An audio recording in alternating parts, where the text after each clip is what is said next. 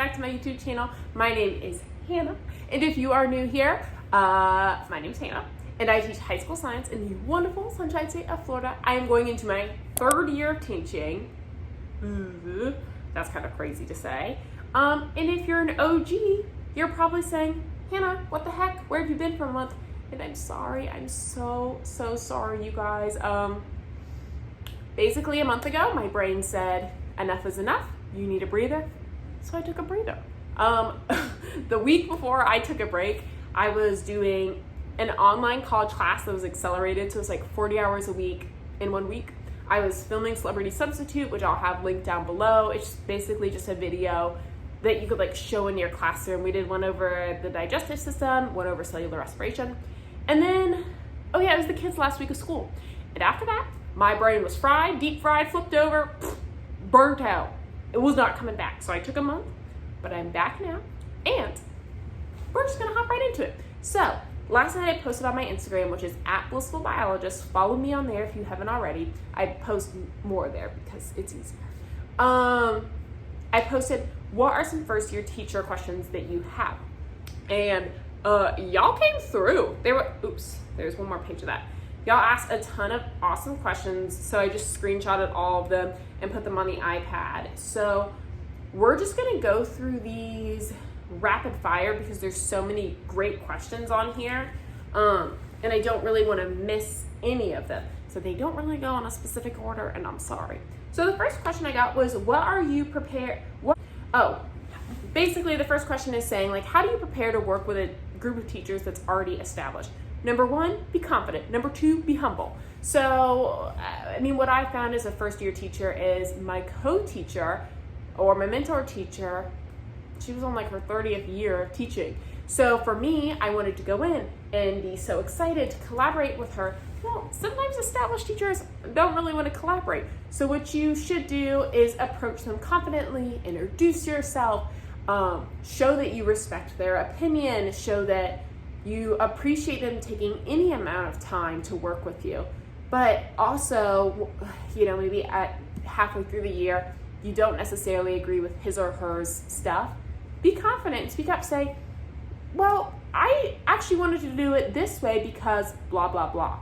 And that'll turn the relationship more into a collaboration. I think, me personally, when I am first meeting more established teachers, when I was going into my first year teacher, my attitude was be a sponge, be humble, and just soak in anything they're telling you because you know nothing. And that was true to me because I didn't get my degree in education. But yeah, be confident. I'm starting teaching in August, but we may be online. What advice do you have for me?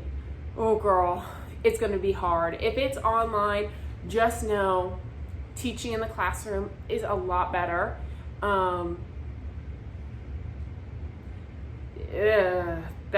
So we may be starting online. My first piece of advice is gonna be get your online classroom set up exactly to a T before you start. I did make a video called Setting Up My Online Classroom. It's kind of long, but if you scroll through, you might be able to get the general gist of it. I can't explain it all right now because it really, like, the 45 minutes, it really took up the whole time to explain it.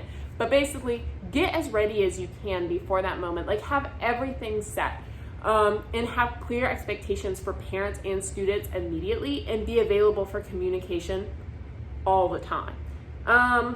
And don't hesitate to go to your principal or administration or your coworkers with questions, being like, hey, I'm really struggling with this, I'm really struggling with that. But good luck. If anyone has any tips for starting to teach online, comment them down below because that would be helpful. Someone said, what were you afraid of to do your first year teaching? Oh my gosh, you guys, I was petrified of doing labs with my students, like petrified. Classroom control was so difficult my first year. And I'm not just saying that because I think I had poor classroom management. I think I had pretty good classroom management if I wanted to toot my own horn. But that was one thing my evaluation always said I did a good job of. But the labs were just like too much. Like the setup was too big. Finding all the resources was too much. Trusting the students to move through the labs safely, too much. Like it was just, it horrified me. I started doing them my second year and it's gone pretty good. But yeah, that's what I was really afraid of that. Someone said, should I be lesson planning right now and prep for teaching my first year? If you want. I don't. I'm kind of the worst about lesson planning though. What I usually do is I sit down Sunday and get my so basically I dedicate 8 hours on Sunday to this. And I get my entire lesson plan ready for the week for my 3 preps, and I go from there. Some teachers really like to plan early, and that's okay. You just need to find what works for you. If you're going into your first year teaching, I would suggest not pre-planning too much. Like maybe I would come up with 1 to 2 weeks worth of activities and lessons and ideas and leave it there, because I guarantee you once you're in there, whatever you have in your mind of like how it's going to go, there's probably going to be some sort of change. So you don't want to invest a month's worth of work into literally nothing because you have to change it all. So I would say maybe plan your first week loosely, have some activities, have some ideas kind of jotted down, and leave it with that. I would honestly spend the month of July figuring out like classroom management, your classroom rules, prepping any classroom decor. Focus on that stuff because that stuff's not going to change. What was the hardest part of your first year? What did you change to address it next year? Great question. The hardest part of my first year was behavior management, for sure. I can't remember if I said this already. If I did, I'll just fast forward myself through this. But I mean, the behavior management at my first school was totally off the charts. Basically, I live in an area where our high school education isn't super valued. There are some parents that do want their children to achieve that, and that's amazing. But there's some parents who don't, and I don't judge. But it makes it a little difficult. It does make it difficult as a teacher to try and discipline a child or correct a behavior. And their attitude is, well, I don't have to come back tomorrow, and mom and dad don't care if I don't come back tomorrow. So that made things complicated. So what I really would do is spend this month watching YouTube videos on behavior management and how different teachers deal with their behavior management. If you would like me to talk about kind of extensively how I do mine, comment that down below and I'll definitely make a video just for that, but it definitely deserves its whole own video. And how I changed that next year, I don't think I really did. I kept pretty much the same policies, but once you've established yourself as a teacher, so basically what my mentor teacher told me and what I've heard kind of reflected back to me throughout this teacher YouTube community is have your rules ready day one. Be clear with your rules. Okay, I can't get too much into it because that should be its whole own video. But basically, have your rules day one. Be super, super consistent be super, super consistent forever. But basically, once Christmas break happens, your students will you should see a slight turning point in your behavior management. It should be a little bit easier. And every year that you go on, more and more students are going to know, oh, that's Miss Healy and she expects X, Y, and Z. And that will be kind of like the rumor. Like, older brother will have me maybe my first year and I was super clear with my expectations. Well, his younger sister comes in 3 years later. She already knows what to expect because he was already with me. So you'll build a reputation at the school with your behavior management. So just start that out really, really strong. Best tips to make connections with students. Be yourself. Your kids, your students, I was gonna say they're gonna find you funny, but maybe you don't like jokes, I don't know. But your students, they're very interested in you, whether they wanna say so or not. They like to think about themselves a lot, which is fine. I mean, they're teenagers. But your students are very interested in you. So, you can use that interest to facilitate little mini conversations that are appropriate or, whatever it is. What I like to do is kind of make little jokes with my students. And so by the end of the year, me and each of my class periods kind of have these little inside jokes or these little this or that. So I use humor to build connections with my students. Or if I have a student whose humor is not his or her thing, I just always make a point to be like, hey, is everything okay today? Like if they seem off or like, just take note. If one of your students seems different that day, good or bad, just be like, hey, Jojo, it seems like you're having a really hard day. Is everything okay? Or Jojo, you are on fire today. I'm so proud of you. But taking the time to make those little comments and notice the little changes in their life seems to make a big difference with them. I also stand at the door before every class, like greet my students to kind of try and build that connection as well. Is the job easier or harder than you expected? In what ways? It's a lot harder than I expected. It's like, now it's so weird thinking back to it. I'm like, what did I think 2.5 years ago before I started teaching? I was always doing some type of education for kids. Like I did informal education as a marine biologist. So that's not a classroom setting. So the behavior management was a lot harder than I was expecting. The workload was a lot more than I was expecting. I was going from working 40 hours a week. Come Friday at 4 p.m., your girl's done, and she ain't coming back till Monday at 8 a.m. Teaching, throw that out the window. Time management is a whole bear of its own. But what was easier was my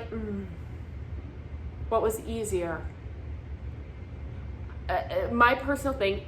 A lot of people say, like, what's the best part about teaching? And people say, oh, my students finally had that aha moment. Yeah, like, that's cool. But you know what I really like? It's so selfish. I get to do something different every single day. So to me, keeping my interest in how fast the day goes is the best part about the job. It's like every day I get to teach something totally new. I get to do a totally new activity. Whereas in a 9-to-5 regular 40-hour-a-week job, it's the same thing every week. Or at least for me it was. So that was what was a lot easier. But that's a selfish answer. Okay, someone said, oops, I screenshotted one of them twice. How do you collect and organize student data? Very informally. So your first year teaching is going to be really hard and it's going to feel very overwhelming.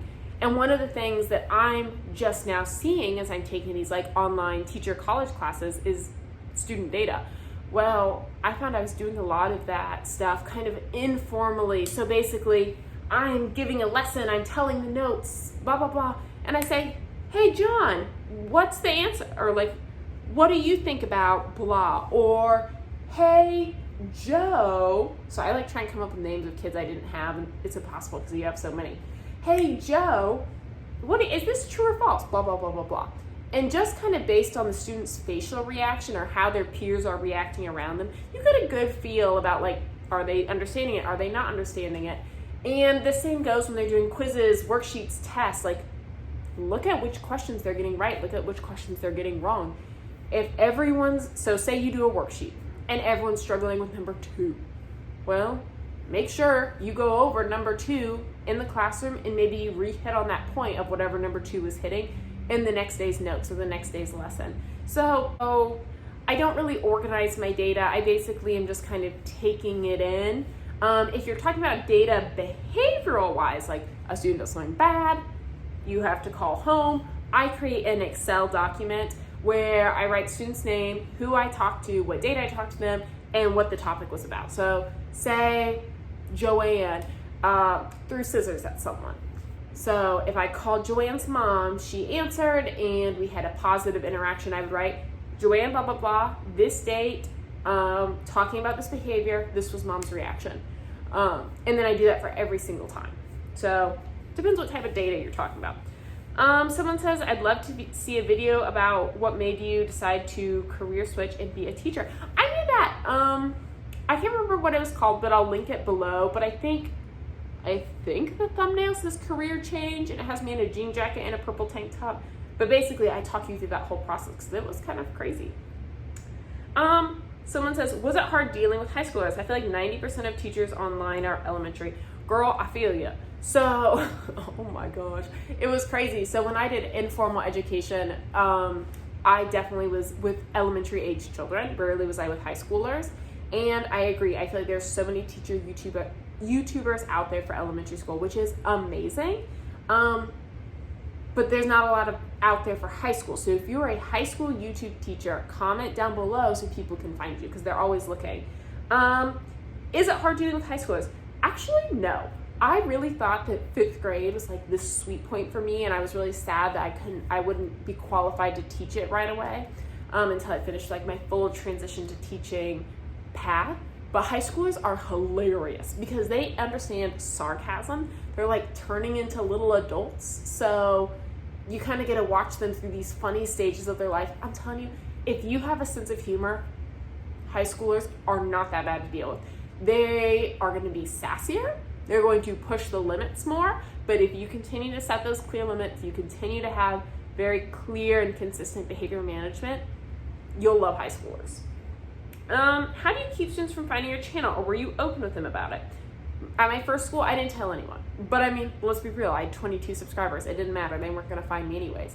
At my new school, my principal did tell them before I started. He was like, oh, isn't this so cool? This is Miss Healy. She has a YouTube channel. So I didn't keep them from finding it. One thing I did do is as they would follow me on, as they would try and follow my teacher Instagram, I would either just block them or make it so they couldn't view my stories, because that's where I try and talk things out about being a teacher. But I remember my fear with the kids finding this stuff was always that they would be watching and seeing how I do my classroom behavior management and then using that against me. They don't care. Trust me, they don't care that much about you. They're interested in you. Maybe they'll watch a vlog here and there. Maybe they'll watch all of them, but they don't care that much. They are not going to use that content against you. But if you're going to be open with your students about it, make sure your administration knows that you have this before you open it up to your kids, and make sure your district and HR policies are all kind of in line with that. What made you want to teach? Well, so I was doing informal education, which is basically I learned something about killer whales, and I do killer whale tours, and so people come, get on my tour, and I say the same thing every day. Well, I was saying the same thing every flipping day. My roommate said I would literally wake up in my sleep and start saying my speech that they teach you when you do informal education. And I said, you know what?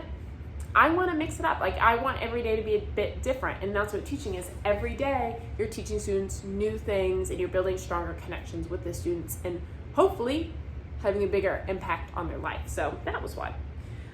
Were you able to use/revamp lesson plans for next year? Sort of. So I went from teaching at a rural Title I school where I would say most students were below level. So what that means is most students weren't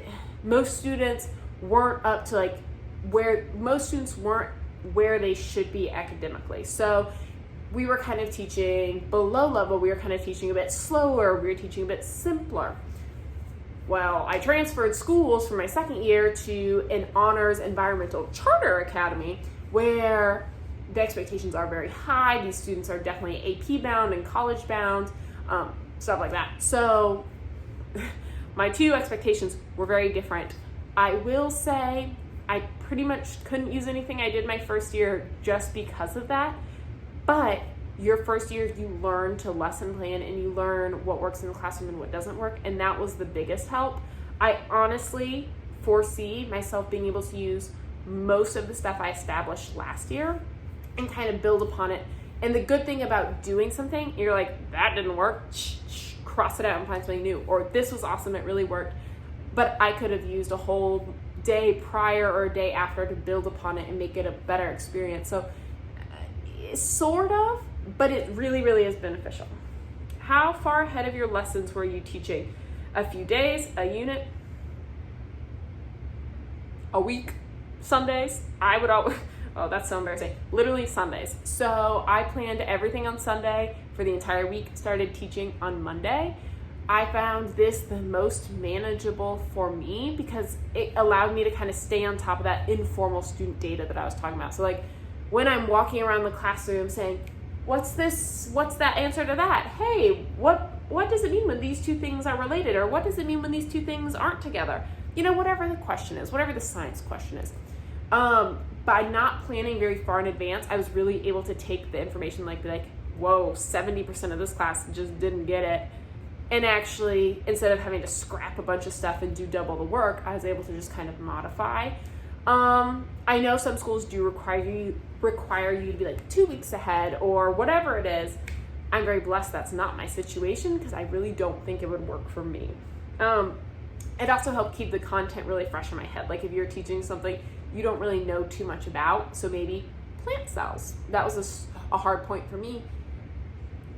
Planning week by week allowed me to really keep that knowledge fresh in my head as we moved to the lesson. How do you organize the inflow of student work to grade? Well, I have a plastic tub. I'll show it to you guys. I think I'm gonna bring the camera to my room, my classroom on Monday, and like make a video show you guys like this is the most why this part of my classroom is like the most important. Okay, Hannah from the future. This video got so long, I filmed the whole thing in one sit down and it was 47 minutes, so I'm gonna split it into 2 separate videos. So this is just me hopping on here to say, part 2 is coming and it will look the exact same as this, but I hope you guys enjoy it. I will be posting, after these 2 videos come out talking about these first year teacher questions, I will be posting videos about best and worst things I purchased for my classroom, things in my classroom that were like helpful. So I want to basically carry the camera through my classroom and be like, this is something I use a lot for this and it makes my life easier, or this is something I bought and it did not make my life easier. And I can definitely do a behavior management video if you guys like, but stay tuned for the second half of this video coming soon.